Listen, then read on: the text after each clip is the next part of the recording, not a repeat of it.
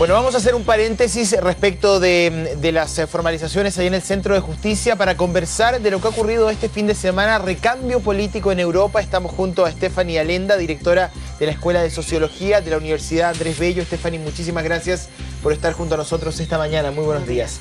Sí, recambio político específicamente en Francia, un país que ha ido tomando un eje tremendamente importante a raíz de la crisis en Europa y vuelta al poder de los socialistas luego de 17 años, del año 88, de la época de François Mitterrand. El recambio político, ¿qué consecuencias va a tener para Francia y cuáles son los principales desafíos a nivel social, tú crees, para el presidente electo François Hollande?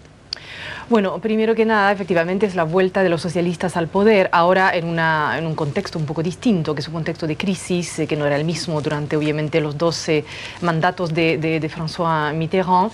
En el caso de François Hollande hay netamente una presidencia, al parecer socialdemócrata, más que, no sé si socialista, tal como se podría imaginar por acá, que se va a estar organizando, vale decir, un gobierno que, si bien anunció que quería devolver la esperanza a los franceses, a Europa, también va a ser o va a tener que ser muy responsable para cumplir con los compromisos que Francia tiene con la Unión Europea en términos de reducción de déficit. Sí, quería entrar precisamente en ese punto porque hemos visto el desarrollo de los mapas políticos tanto en Francia como en Alemania. ¿Tú crees que a estas alturas, luego de ya varios meses en que estos países han sido pilares sostenedores de la Unión en época de crisis, hay un cansancio social? Porque yo me pongo en el lugar de un contribuyente francés que debe decir, bueno, ¿hasta cuándo yo voy a estar pagando impuestos para que Francia, lo mismo dirán los alemanes, ¿no?, vayan a financiar deudas de los griegos, de los portugueses, de los españoles? ¿Hay una suerte de desgaste de los gobiernos que han manejado la crisis hasta este momento?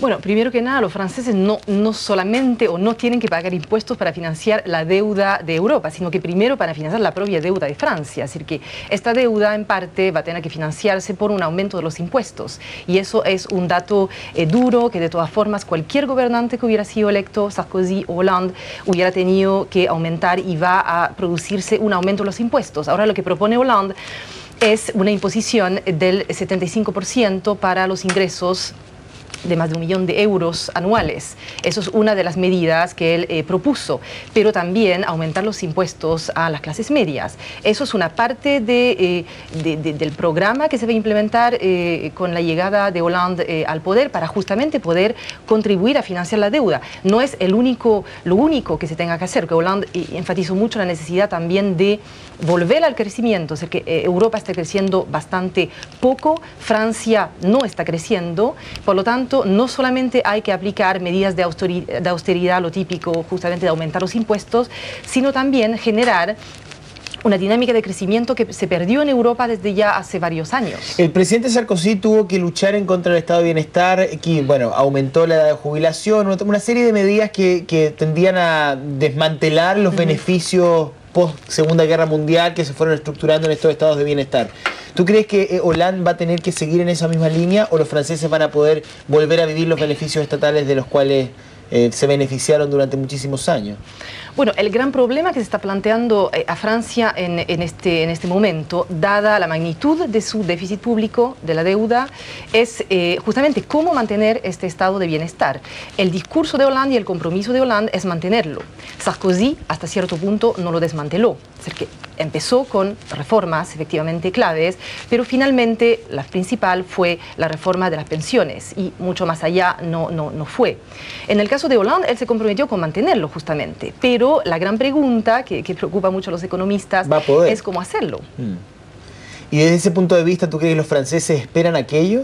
¿Esperan seguir viviendo del estado de bienestar? ¿O hay conciencia en Francia que esto se tiene que acabar para poder salir de la crisis? ¿Cuál es la opinión que comparte el ciudadano medio en esta materia? Bueno, lo que es bastante interesante en Francia, salió una encuesta en el mes de abril de este año que decía que los franceses se identificaban mucho más con valores de tipo rousseauistas, de tipo justamente redistributivas, contrato social, justicia, etcétera, que valores de competencia, competitividad, que encarnaba mucho más Nicolas Sarkozy. Y eso dio un poco el pulso finalmente a lo que fue esa elección. Curiosamente ganó Hollande, que encarna mucho más esos valores de, ok, hay una crisis, pero devolvamos la esperanza a los franceses, no podemos quedarnos solamente en la austeridad, tenemos que generar crecimiento y sobre todo no les vamos a castigar mucho. Los franceses efectivamente quisieron escuchar eso durante la campaña. De hecho, el único que tocó realmente seriamente el tema de la crisis fue bastante castigado electoralmente, que fue el centrista Bayrou, que solamente recogió un 9% de los votos. Los demás finalmente no entraron mucho en ese tema. Quería preguntarte, Stephanie, por un fenómeno que vimos en la elección francesa y que también vimos en la elección griega de este fin de semana, que es cómo en épocas de crisis los votos tienden a irse a los extremos. Vimos el caso de Marine Le Pen con casi un poquito más de un 18%, ¿no?, en la última elección de Francia, y la llegada al Parlamento griego con un 6,9% del partido neonazi. ¿Qué sucede a nivel de político y social con este tipo de crisis? ¿Hay algún fenómeno de extremismo político luego de lo que hemos vivido en Europa en el último tiempo? Bueno, sin lugar a dudas que cualquier época de crisis tiende a hacer emerger expresiones radicales o de izquierda o de derecha. Efectivamente, en el caso de Francia, como en varios países europeos, la extrema derecha está ganando un terreno que no tenía hace, no sé, 20 años, 10 años incluso. En el caso de Francia, realmente el resultado de Marine Le Pen, con el carácter muy diverso del electorado finalmente que votó por ella, que cambió un poco el perfil sociológico que tenía el electorado que votó por su padre algunos años antes, demuestra justamente que efectivamente los extremos de la derecha se están reforzando. También por el lado de la izquierda pasó con Jean-Luc Mélenchon y algunas expresiones mucho más, digamos, no muy importantes. No, la candidatura verde más pro-PS, no es tan radical, pero hubo como voces anticapitalistas claras que son sumamente curiosas. Y en esta última elección, dos preguntas. Primero, ¿cuál fue el discurso de Marine Le Pen para poder atraer en época de crisis a esa gran cantidad de electores que finalmente fueron claves porque todos querían ir a la casa de esos votos en la segunda vuelta?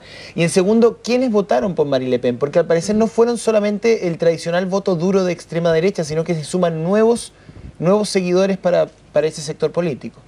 Sí, bueno, para atraer al electorado, Marine Le Pen siempre movió los principios fundamentales de la extrema derecha o del Frente Nacional en Francia, que es el tema inmigración, obviamente, reducir la inmigración, controlar la inmigración, incluso echar a inmigrantes en situaciones irregulares, etc.